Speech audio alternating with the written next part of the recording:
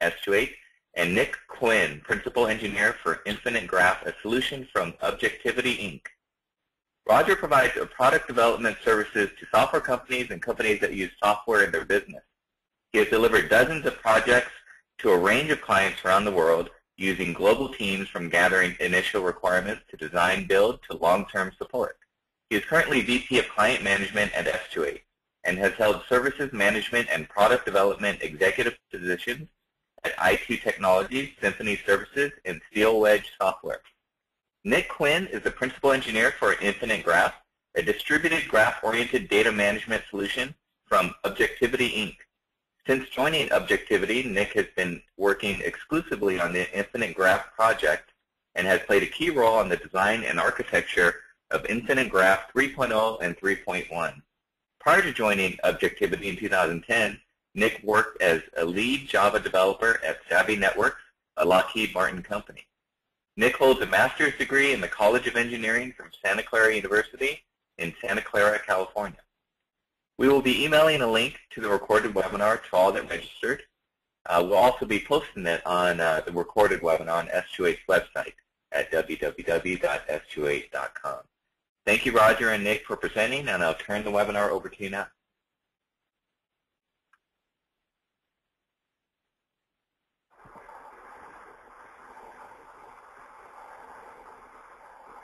Roger, are you there?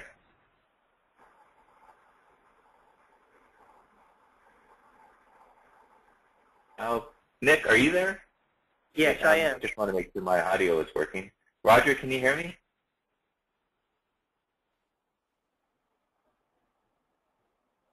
I apologize to the attendees. 1 second while we fix this, this audio issue.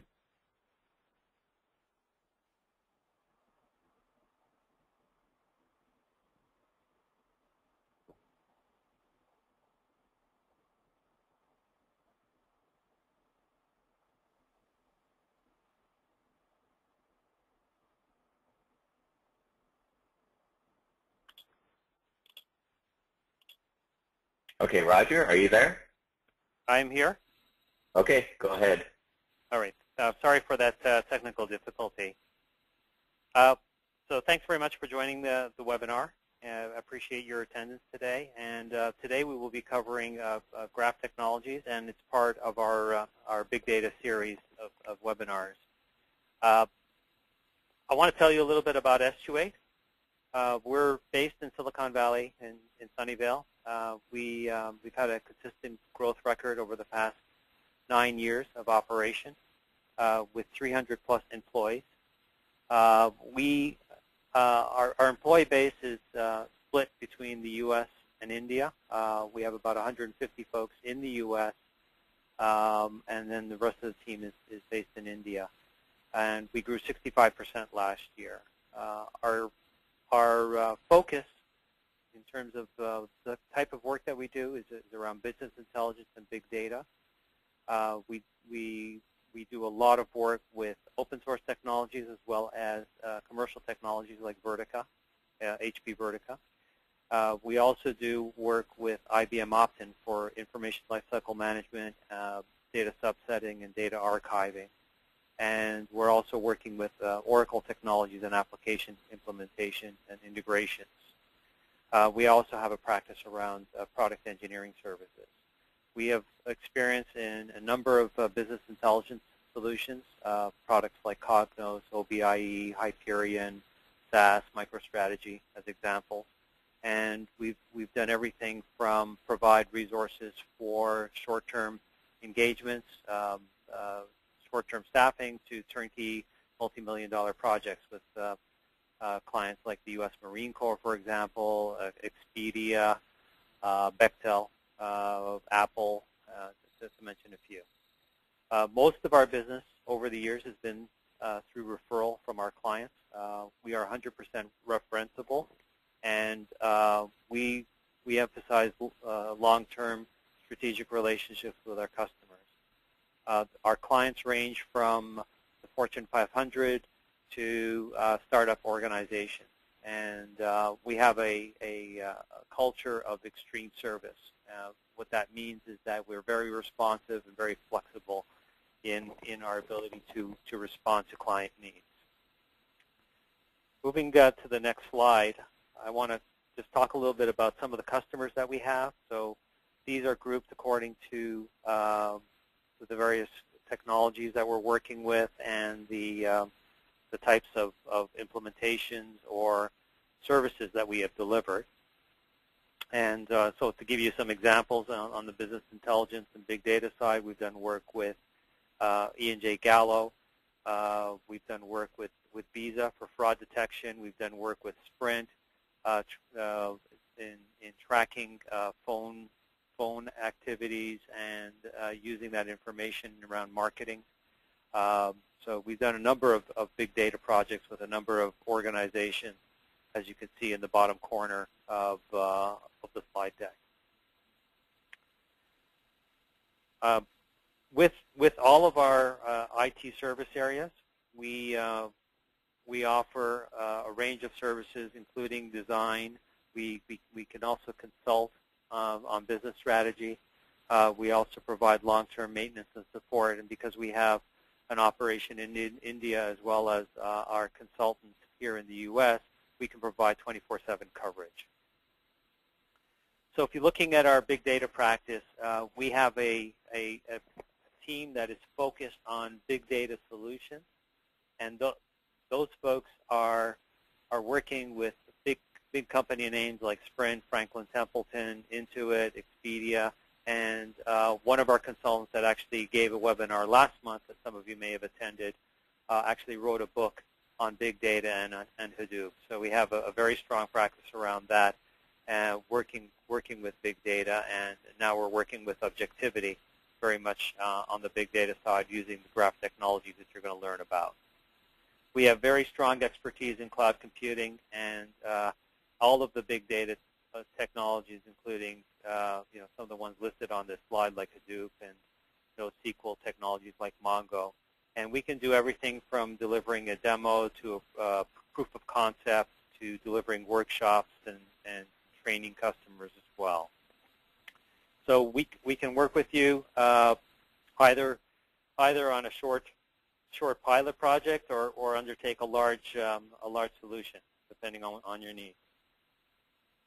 I also want to emphasize that once the solution is built, we have the ability to host that solution and support the data traffic of that solution with a long-term support arrangement that is 24/7. And we're doing that currently with a number of our customers.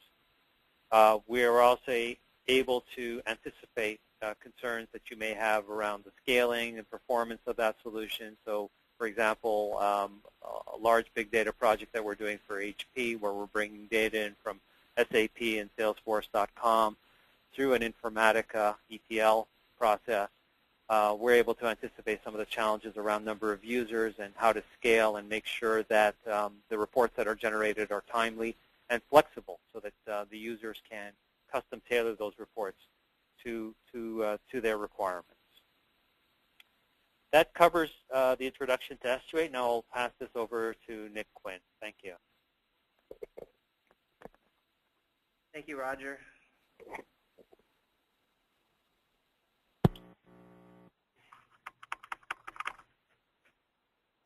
Roger, would I be able to share your screen? I don't have the slides up on mine, so. Yeah, 1 second. Roger, if it's okay with you, I'll pass it back to you. Okay.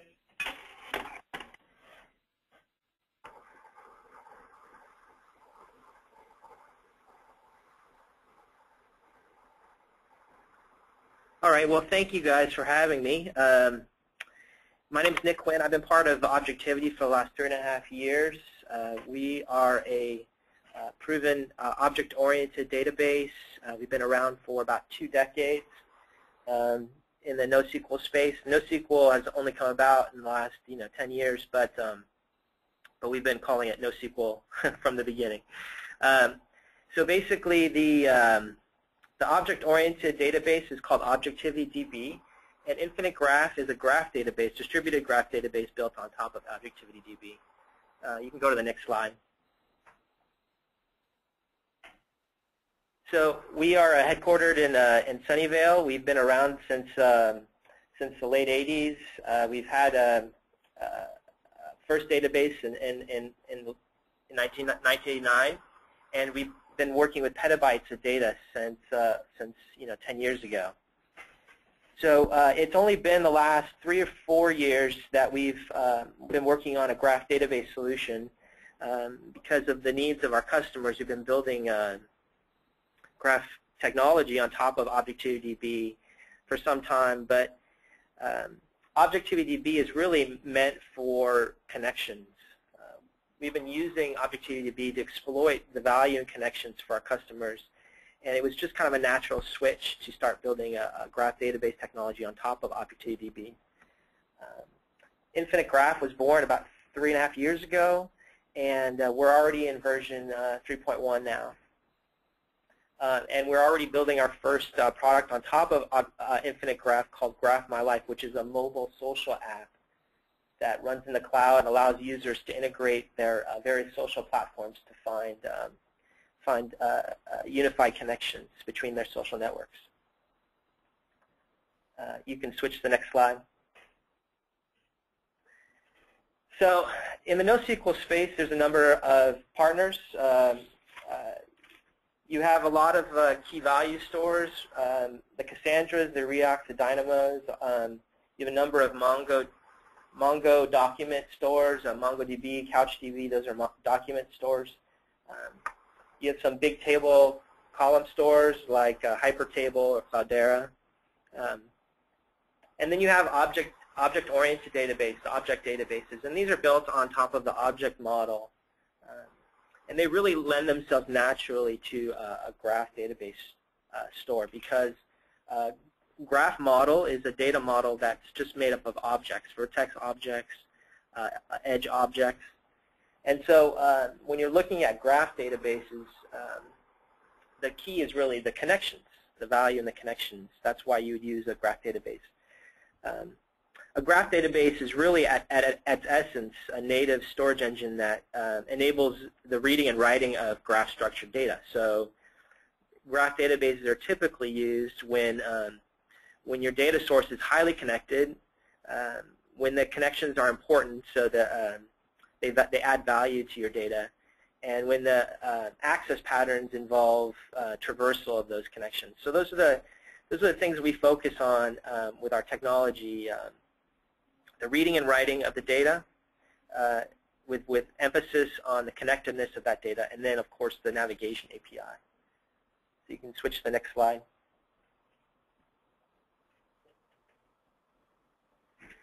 So really the need for graph databases was born out of the need for graph analytics. When Hadoop was created, people were doing a lot of graph analytics on top of relational databases, and they still are. But what they started to realize that they could store their graph-structured data in a graph database and just allow the kind of natural API to access the connections, and then also to do analysis on top of. It'd be a lot easier to do analysis on top of a graph database than a relational database with a Hadoop. A lot more natural. And it allows for concurrent access use from various users. So, for example, various visualization frameworks or graph analysis engines, they will allow you the ability to analyze your data, but it's more from a static point of view. And graph databases are really optimized around concurrent use. So you can think of these different verticals, for example, advertising and marketing, social networks like Facebook, Twitter, LinkedIn, logistics companies, following supply chains or market patterns, and healthcare as being some verticals that graph databases are pretty active in. Some other verticals might be like criminal fraud detection and network analysis and network management. Next slide. So relational databases, the SQL databases of the world, they're very laborious around connections. So here's an example of a simple relational table with 7 tables. And if you wanted to find connections between the table on the left, table A, and the table on the right, a row on the table right, which would be table G, you would have extensive join statements, and it would take a long time, for example, hours to days, where graph databases normally take seconds to find connections between 1 or 2 levels. So graph databases are designed to handle connections, but relational databases really are not. Next slide. So you can see the natural order of why a graph database would be used over a relational database in this slide, because you can see that the same model being used, same connections between tables, and the same connection between the left and the right row in each table, and how it's more critical to use a graph database for that kind of problem than a relational database. Next slide. So the key to a graph database is the model. With a graph database, you're looking at vertex and edge objects. So when you have a graph database or graph model but stored in a relational database, you'll have something that looks something like this, where you have events and places, people and organizations, and then facts about those relationships. The next slide. But when you look at a graph where the graph model is objects, vertex objects and edge objects and the connections between them, then you look at something like this. Next slide. So that now those same events and places, people and organizations, and the facts about those are split up into nodes and connections. Next slide. And you can see visually now how those are placed and persisted in a graph database, where you have the edges representing by the orange ovals, and the nodes or the vertex objects represented by the light blue objects, ovals. Next slide. So imagine you have a scenario where a combatant A was seen at a situation Y. So you know this is a known criminal, combatant A, and this is a known situation. You can fill in the blank what that might mean. Next slide. So if you know the combatant A is a known criminal, and they bank at or called civilian P or bank X, and those people called or paid civilian S and called R and Q, and those were seen near target T, then naturally you would begin to suspect other people based on the connections. So next slide. So these people would be suspects now. And this is the power in graph databases, because when you have a data that's connected, the connected data gives more value to your node or your vertex objects. And so you can make analysis decisions real-time analysis decisions based on that data. Like, for example, target T would need protection. You could put this in a lot of different markets. For example, advertising or marketing, you might conclude that a certain type of person would benefit from a certain type of advertisement, or a social network. You can make recommendations based on certain connections, or a fraud network. Fraud detection. You can flag certain websites or certain users as being a suspect. Next slide. So you can see the difference between like a relational database that holds graph structured data and a graph database, which is more of a natural fit for graph database, graph structured data. Next slide. So a lot of this was born out of graph analysis, but you could think about visual analytics as well. It's a lot more natural to think about visual analytics from a graph database perspective than graph within a relational database perspective. And these are just various visual frameworks that we partner with. You could think of various visualization frameworks, some in memory, for example, Tom Sawyer or Keylines, and other visualization frameworks that work well with a graph database technology. Next slide. So some of the advantages that we have over other technologies, besides just being a graph database, because now there's a number of graph database competitors in the field, is we are a high-performance distributed database. So if you have petabytes, terabytes, hexabytes of data, you're going to need a scalable database, and a distributed database is going to be key for horizontally scaling.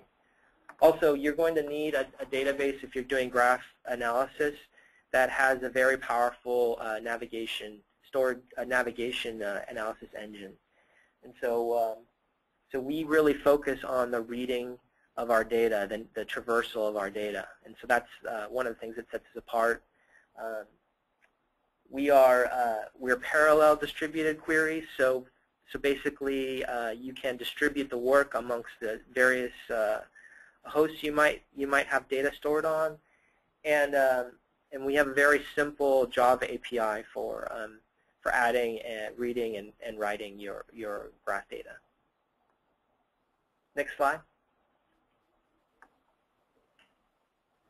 So some features of our navigation engine. First, it's parallel, so you can think about the work being done concurrently. Also, we have something called a graph view, which is a way to filter your data, to have a filter over your data as you're traversing it. So, for example, for the criminal example that I gave earlier, the criminal network, you could have certain types of people that are filtered out, or certain types of edges that are filtered out before you even start your navigation, and it'll allow the navigation engine to certainly do a lot less work by avoiding those types of edges. It also does things like infers certain paths that don't lead to valid results. So, so this is a very powerful feature of our navigation engine. We also have a custom qualification. So if you have some kind of actions that you want to do, if you get certain types of nodes or certain types of patterns of paths, you can do that. It's very flexible. So the core of ObjectivityDB is also in C++, so it's a very high-performing navigation engine at the core of our product. Next slide. So if you look online, there are various demos of our product. There's a IMDb demo, there's a link hunter demo with call record data, and there's a healthcare analysis demo.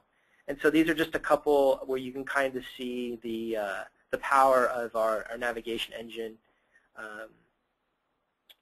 We are constantly thinking of new ways to implement new features, especially for navigation and high-performance reading and writing. So, so our next release is coming up in October, and we have some great new features. And if you're interested, feel free to visit our website. We also have a wiki, wiki.infinitegraph.com, where you can go to download sample data and download our product for free for 60 days. Next slide. So that's it. Roger, I can hand it over to you. Thanks very much. Mike, are you getting any questions? Yeah. Are we ready for the Q&A session? We have a bunch of questions here lined up. Go ahead. Okay, great. To the attendees, if you have any questions, feel free to ask them in the questions area of the webinar. One second, let me fix this audio here. Okay, can everyone hear me okay now? Sounds like it. I don't hear any any noise. So if you have any questions, feel free to ask them either in the questions area or the chat section, and we'll get them answered. Here's the first question. What's the advantage of Infinite Graph over other graph DB solutions? So that's a great question. Like I said, there's a lot of new graph database technologies in the space. The first, and I think the most critical, is the fact that we've been around for a very long time. We have a proven solution. It's distributed, so a lot of our partners in our space are not distributed. So they can't be scalable because they're not distributed. We also have some really unique and complex navigation API. And I guess it just really comes down to what you need as far as performance, and I would ask that you would look into, if you're interested, look into our benchmark. We have a benchmark white paper on our website. You can kind of get more information about how we compare to other various NoSQL solutions in our space. Okay, great. Thank you, Nick. Here's our next question. Is it a common practice to view relationships among entities in a graph DB as objects in an object-oriented DB? I think it's very natural. When you think of vertex and edges, what are they? They are objects. And so you have other graph database solutions in our space that look at it more as documents or property bags, and that makes it difficult. You're very dependent on indexes. You're very dependent on the query isn't as natural because you don't have any kind of schema. And so with our product is we have a very complex ability for you to set up your model, your data model, based on our objectness, and that allows you to do things like a custom placement based on your data model. It also allows you to do some very complex navigational queries using your data model, and so it does seem more natural to me, at least. Okay, great. Thank you, Nick. Sure. Any use case of the graph DB in LinkedIn, Facebook, etc.? Any use case? Well, I think Facebook recently with their graph search really proved. I mean, the most obvious from the beginning was really recommending new connections. So so how do you qualify connections? You know, is it just the links, the number of links, or the number of paths? Maybe you can integrate things like you know, common likes or common activities or common hobbies, and I think that's kind of what Facebook did with the graph search. You know, you're looking for not just people, but you're looking for people who have common interests or common likes or common photos, and so so when you think about that, that's just a 1 degree or 2 degree search. If you look at a more open social graph, you're going to be working with you know, multiple degrees of separation between vertex objects. So it gets to be very complex and potentially, if you're using, like say, a relational database, a very laborious process if you don't have the right technology. Mike, if I could just add to Nick's comment, I think go ahead, Roger. Decision points here. One is, can your organization or can you benefit from graph technologies? And I think if you look at what's going on with LinkedIn and Facebook, you'll see that the overall market that graph technologies has been validated. I think for a number of years there was a kind of a question mark in terms of the value of graph technologies. But I think with the adoption of graph technologies by LinkedIn and Facebook, that's a strong thumbs up for graph technologies. And the next question is Infinite Graph the right solution for your organization? And we can certainly set up a demo or proof of concept or something to validate that. Yeah. And I think that when the LinkedIn and the Facebook started, they developed their own graph technology based on their model. And a lot of those led to some of the NoSQL solutions that we have now. So I think that maybe that was one of the propellers of this new space, is these gigantic social graphs. But even now, like for example, LinkedIn and Facebook, they're constantly doing new things with their data model, and it's exciting because it shows the power of graph database technology to kind of open up the space and ask new questions and kind of blaze new trails. So we'll see. We'll definitely see. Okay, thank you. Next question, can you talk a little bit about how large data in RDBMS can be used in graph databases? How is the data migrated, and what are the challenges? That's a great question. So, yeah, it's not as simple and straightforward because you have to export the data model. You have the schema in a SQL solution, and you have a schema in an object database, but migrating the objects over, you have to define which are vertex and edge types. So we in our 3.1 product, we also worked on a Talend connector. That's T-A-L-E-N-D, Talend connector, which basically works with an open source technology called Talend, which pulls data out of some fairly well-known database stores and imports them in a common way into Infinite Graph. So it'll make the process a lot simpler for users who want to migrate their data from a relational data store to Infinite Graph. Okay, great. So thank you, Nick. We have some more information on that. We have some more information on our wiki about that also. Sorry about that. No problem. Next question. You have two layers, Infinite Graph and Objectivity DB. Does that increase path length compared to straight graph DBs?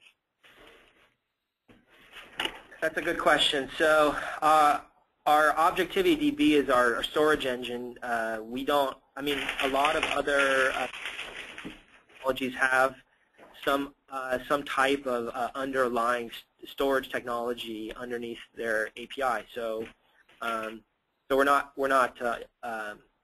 don't stand out in that way. But I would say that because we built our navigation engine into our core of our product, into Objectivity, it makes it multitudes faster than you would have if you, say, for example, built your navigation at the Java layer. Because when the data is stored at a C++ layer, you can access it and traverse it a lot faster. Okay, great. Thank you, Nick. We have a lot more questions here. What we're going to do is we're going to have either Roger or Nick reach out to you with answers to those questions. We've recorded all of them, so they'll be able to reach out to you after this webinar. I think we have time for a few more questions. I think the webinar runs till 11. Am I correct?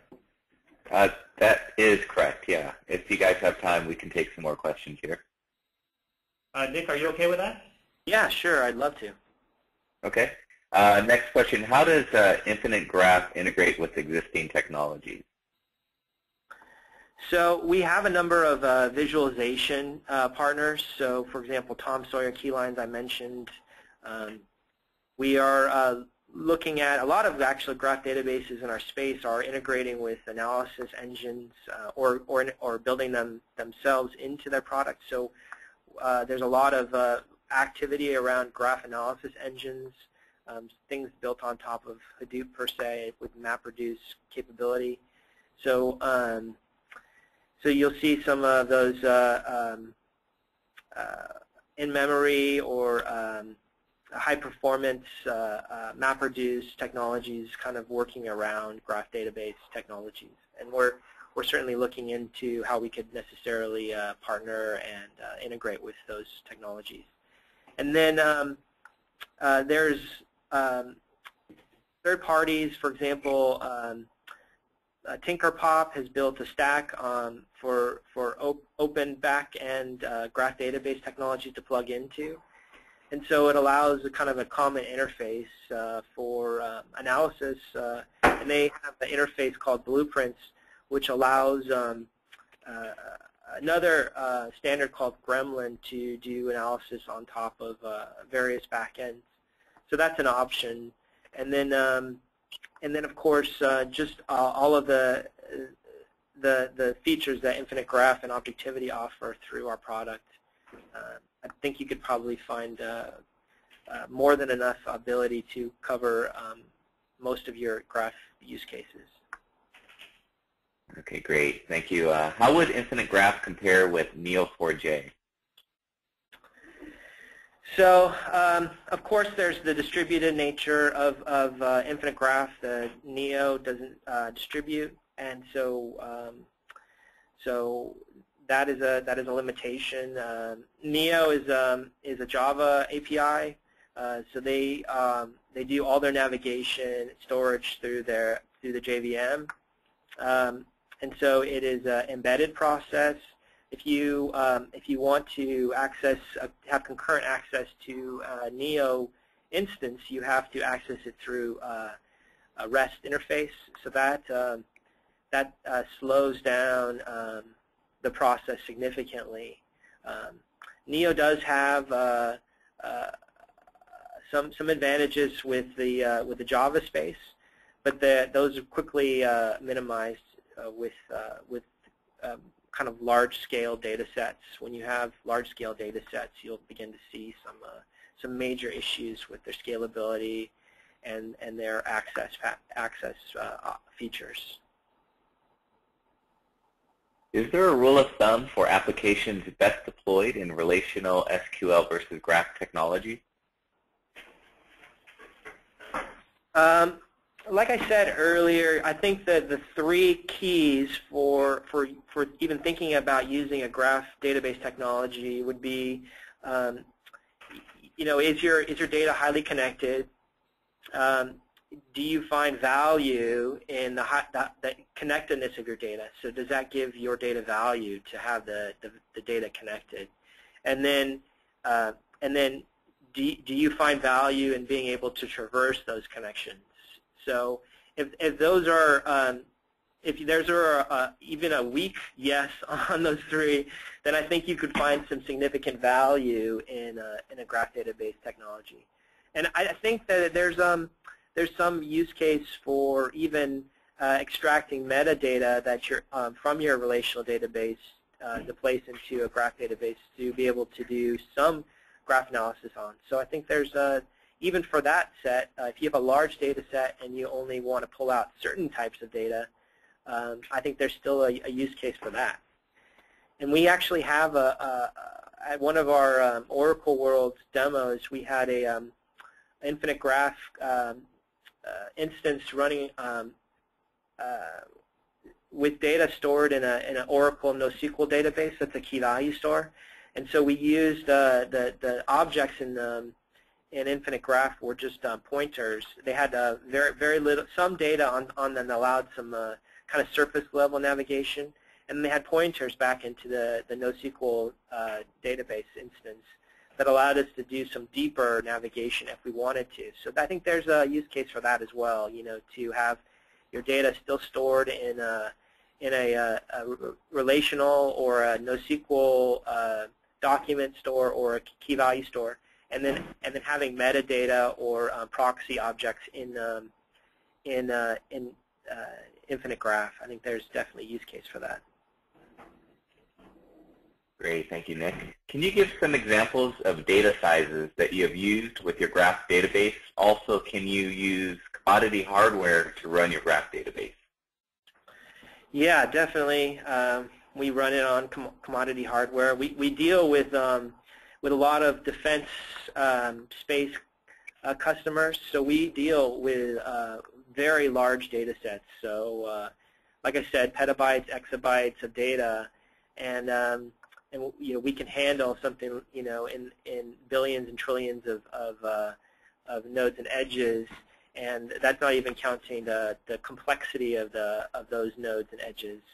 So so I think we're still waiting for a problem that we can't solve. So I think that if you look at the types of problems that we have solved, I think you would see that it's not a problem at this point. Okay, to the attendees, if you have any questions, feel free to ask them in the questions or chat area. Here's our next question. It's difficult to visualize large, complex structures. What visual analytics tools would you recommend? So we partner, like I said, with Tom Sawyer and Keylines. They're both in-memory visualization frameworks, and they're very good at doing visual analytics.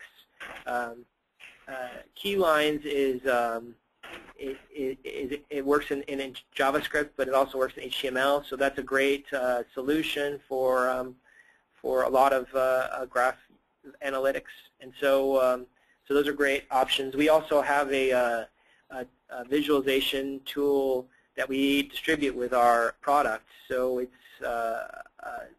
it's very useful for looking into any of your graph databases to see if data is present.